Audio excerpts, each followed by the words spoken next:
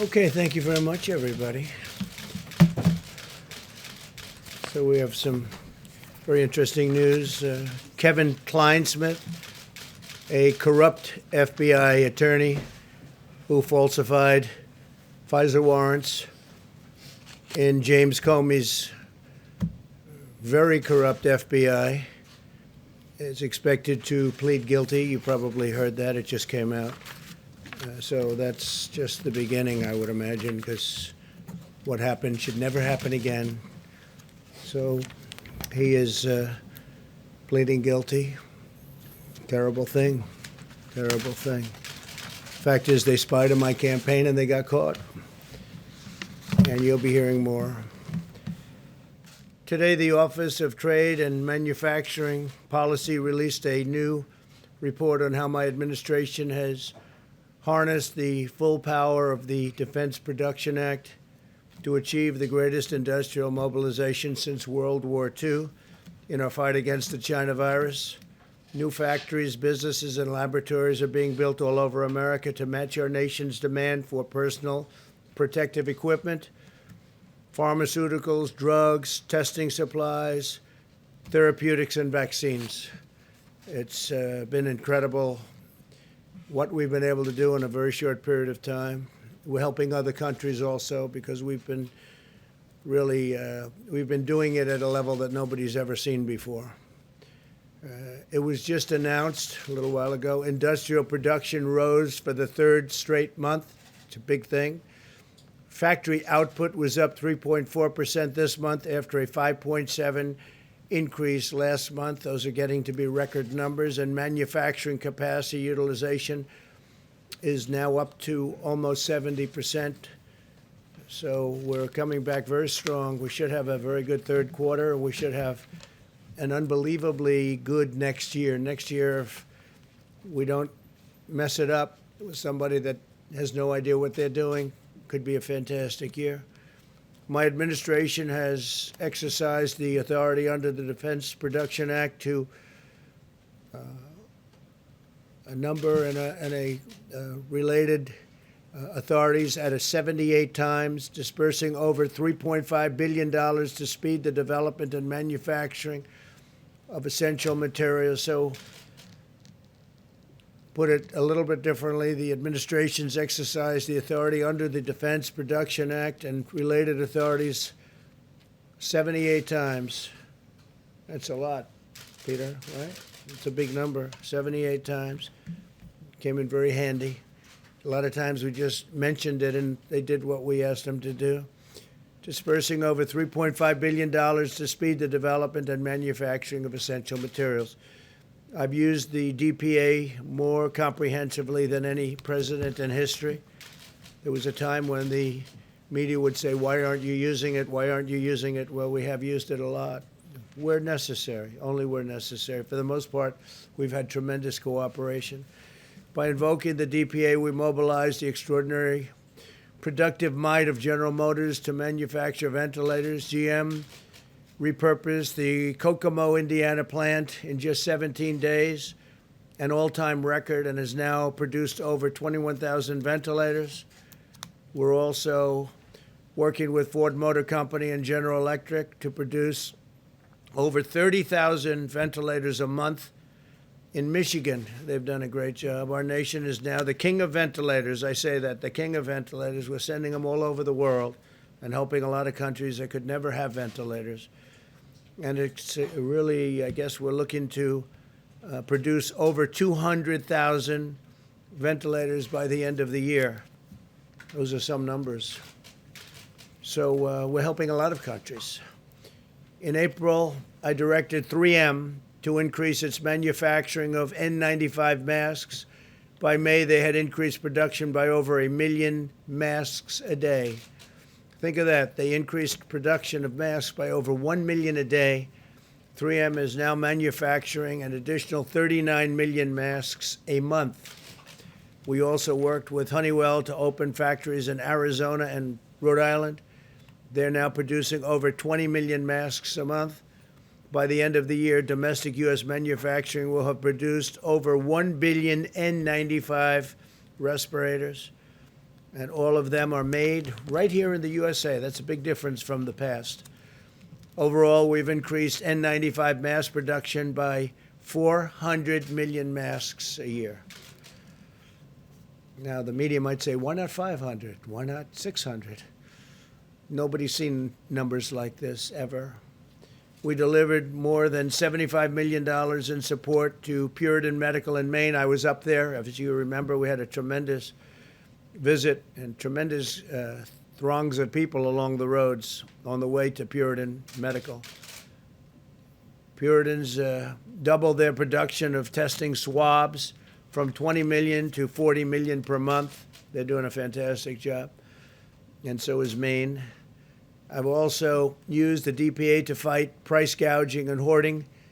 My administration located and seized over 500,000 pieces of hoarded personal protective equipment, including 299,000 pairs of medical-grade gloves, 192,000 N95 respirators, and 130,000 surgical masks. That's hoarding.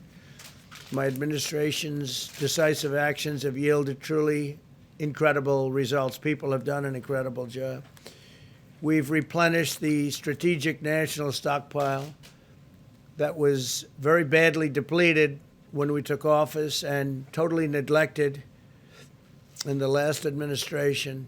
Since the start of the pandemic, we have tripled the number of N95 masks on hand to over 40 million, tripled the number of gowns to over 15 million, and quadrupled the number of ventilators to 69,000. By September, the strategic national stockpile inventory is on track to contain over 300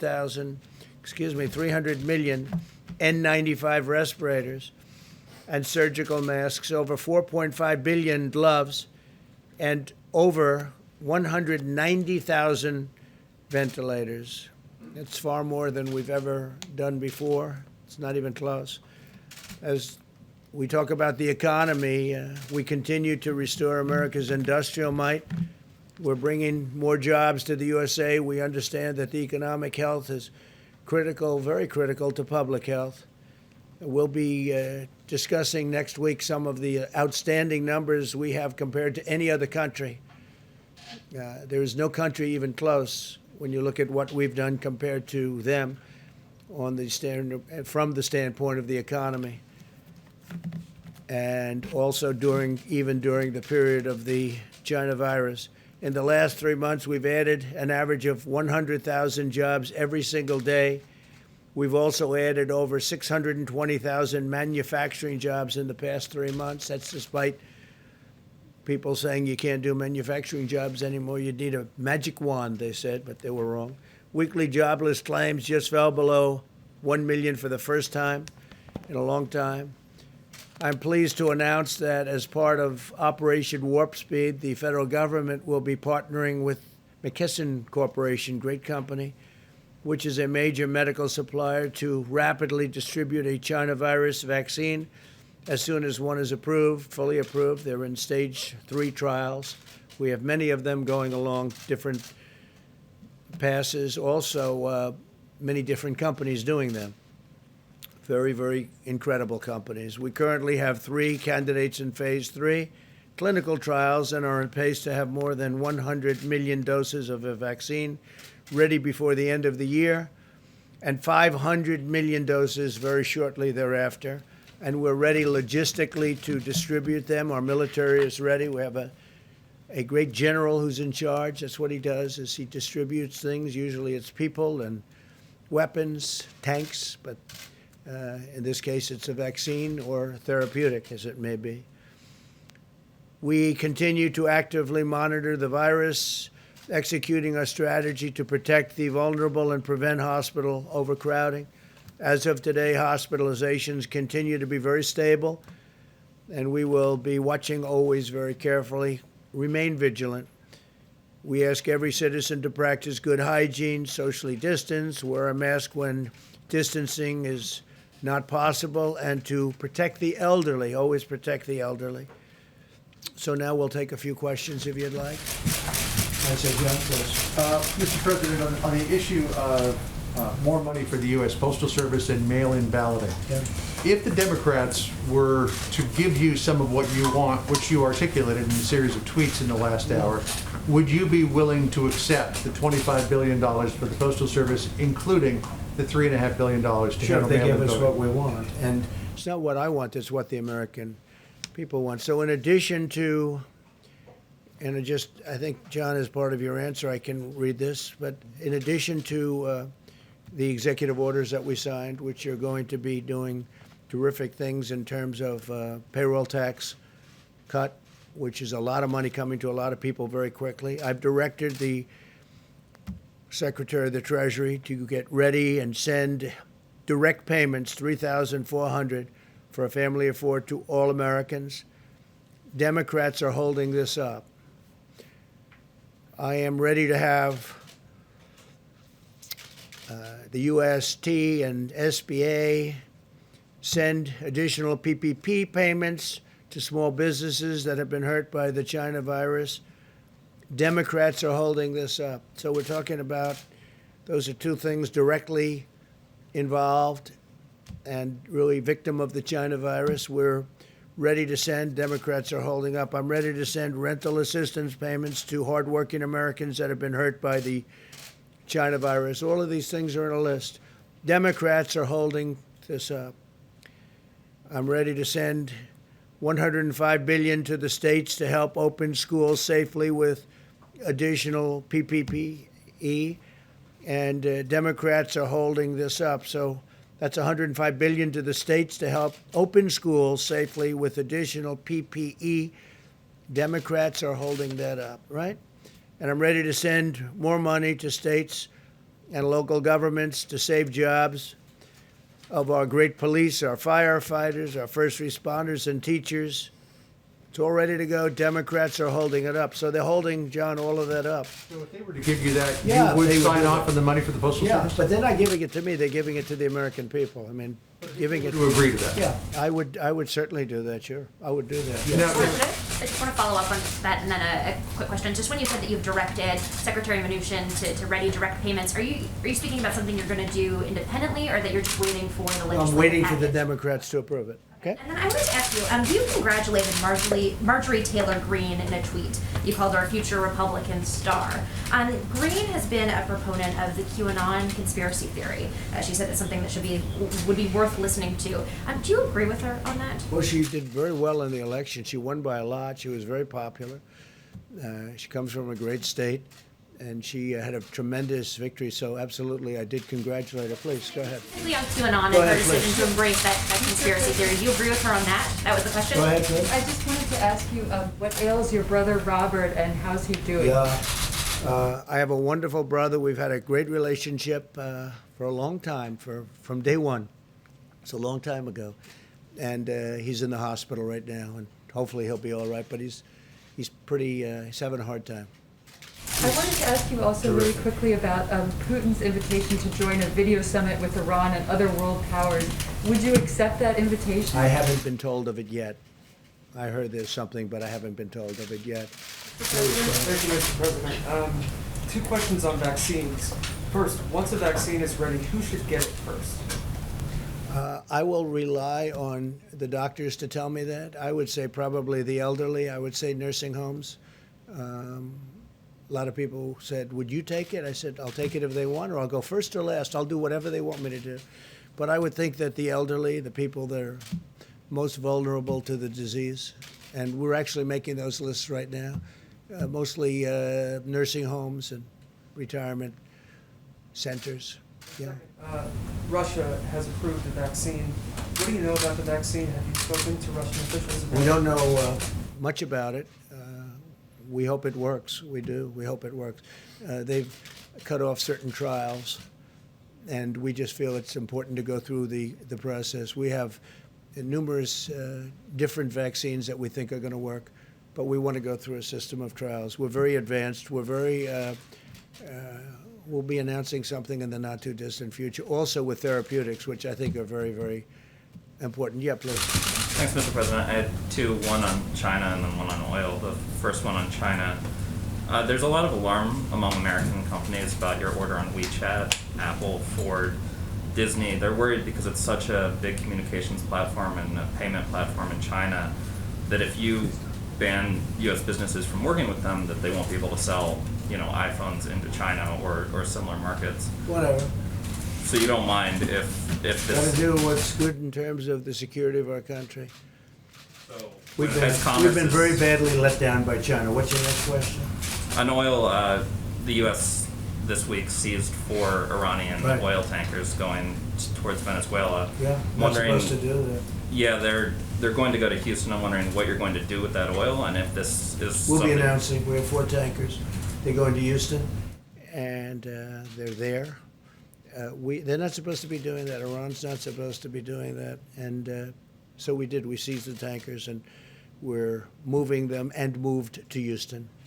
Mr. President, thank you so much. 2 questions, if you don't mind, Mr. President. First of all, Kamala Harris, you've been very blunt about how you feel about her mean, nasty, mad woman. Biden now saying, No, I haven't been blunt. I said she treated Joe Biden worse than anybody else. I watched those debates. They were very boring, but they were debates nevertheless.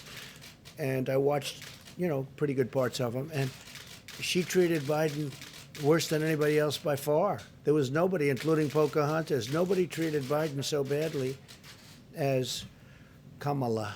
well, let me ask you this then. Do you have an issue with a strong woman of color being in this presidential race? Do you None see, whatsoever. You don't see her as a threat? As you know, none whatsoever. No, not at all. Thank you, Mr. President. And a stimulus question, if you don't mind. You have told me even before you were president, you always talked about being the ultimate deal maker. Why not just sit down with Democrats personally and cut a deal? Because they want $1 trillion to go to their friends doing a bad job running certain cities and states that are doing very badly. Most of our country is running very well. Even in terms of crime, most of our country is setting records in terms of low. But when you look at Chicago, when you look at what's going on in Illinois and New York and other places, both economically and in other ways, it's horrible. It's horrible. Look at Oregon. Look what's going on in Oregon. I don't think they have a clue. We could stop that. If they would request it, we would stop that problem in 1 hour, like we did in Minneapolis. We would stop it in 1 hour. It would be over. It's so easy to do. All right, please, go ahead. In the back, please. Alicia Powell at the Gateway Pioneer. Yesterday, you announced a historic peace deal between Israel and the United Arab Emirates, and later in the day, Joe Biden tried to take credit for I heard that. That was a beauty. Yeah. That's What's your right. We response? announced the deal, and I appreciate it. Even the New York Times gave it great coverage and editorials today. Wall Street Journal, Washington Post, everybody was saying great. And this is something we've been working very hard on. And I saw where Sleepy Joe tried to claim credit for it. And I'm trying to figure out how that one works. No, what he did is they made a terrible deal with Iran. And the deal was a horror show, and I ended it. They gave him $150 billion for nothing. They gave him $1.8 billion in cash for nothing. They got nothing from that deal except trouble. They did nothing. They're just like they've been weak on China. They've been weak on Russia. They've been weak on everyone, and they were the weakest of all on Iran. No, that was a great deal made by very talented people that work with me, and it's been praised all over the world. And what you'll see now is other countries will come into that deal, and you'll have peace in the Middle East. And Biden doesn't even know, he doesn't even know the name of the countries I'm talking about. Thank you very much, everybody. This year. Thank you.